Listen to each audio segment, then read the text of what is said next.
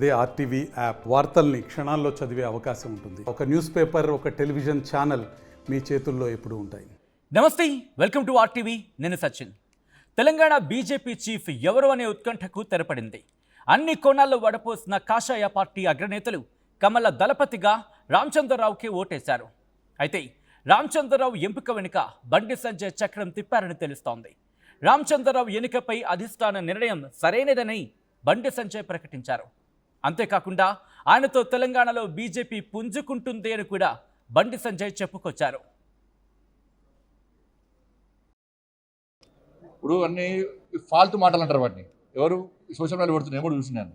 అధ్యక్షుని బాధ్యత కోసం ఎవరైనా అడగచ్చు. అడగడంలో ఎలాంటి తప్పు లేదు. వాళ్ళకు రావాలని కోరుకోవడంలో కూడా ఎలాంటి తప్పు లేదు. దాన్ని ఎవ్వరు తప్పు పట్టరు. అది ఎవరి వాళ్ళకి ఆలోచన. రావాలని కోరుకోవడం తప్పేం లేదు.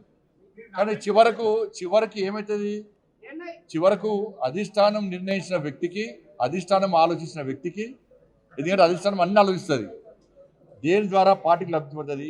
అట్లా ఒక అభ్యర్థిని ప్రకటించిన మాత్రాన మిగతా వాళ్ళు డమ్మి, మిగతా వాళ్ళతో ఏం కాదు. ఎవరితో ఏ పని అవుతుంది, ఎవరికి ఏ బాధ్యత తప్పు చెప్పాలనో అధిష్టానం నిర్ణయిస్తుంది.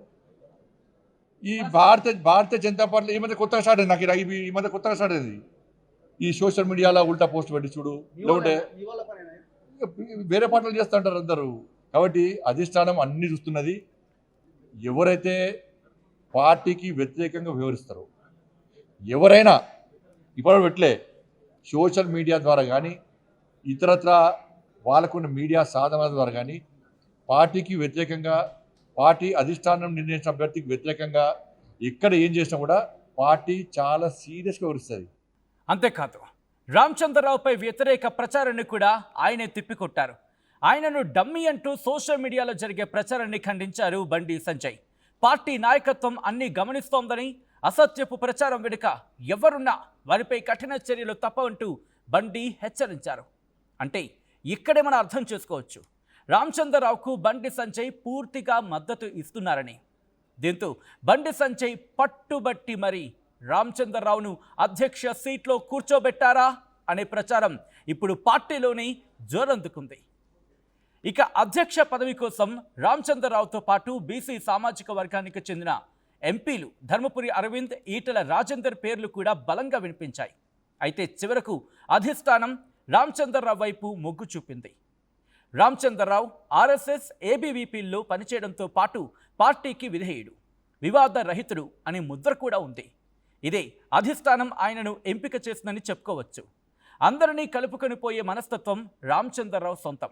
అలాగే క్షేత్రస్థాయిలోనూ అందరితో బలమైన సంబంధాలు ఉండడం కూడా ఆయనకు కలిసి వచ్చింది. ఇక రామచంద్రరావుకు బండి సంజయ్ సపోర్టు చేశారు అనే ప్రచారంపై కూడా పలు అనుమానాలు వ్యక్తమవుతున్నాయి. 3 ఏళ్ల తర్వాత మళ్ళీ అధ్యక్షుడి మార్పు ఉంటుంది. కానీ రామచంద్రరావును కాదని మాస్ ఇమేజ్ ఉన్న ఈటెల, ధర్మపురి అరవిందులకు పగ్గాలు అప్పగిస్తే ఆ తర్వాత టర్మ్ కూడా వారిని కంటిన్యూ చేసే అవకాశాలుంటాయి. అదే రామచంద్రరావు అధ్యక్ష పదవి ఇస్తే, అంటే ఆయనను అధ్యక్ష పదవిలో కూర్చోబెడితే 3 ఏళ్ల తర్వాత తాను అధ్యక్షుడిగా మారే ఛాన్స్ వస్తుందన్న ప్రచారం కూడా ఊపందుకుంది. చూడాలి మరి రానున్న రోజుల్లో కమలం పార్టీలో ఏం జరగబోతుందో. ఇండియా పాకిస్తాన్ తాజా అప్డేట్స్ కోసం డౌన్లోడ్ చేసుకోండి ఆర్టీవీ లైవ్ యాప్.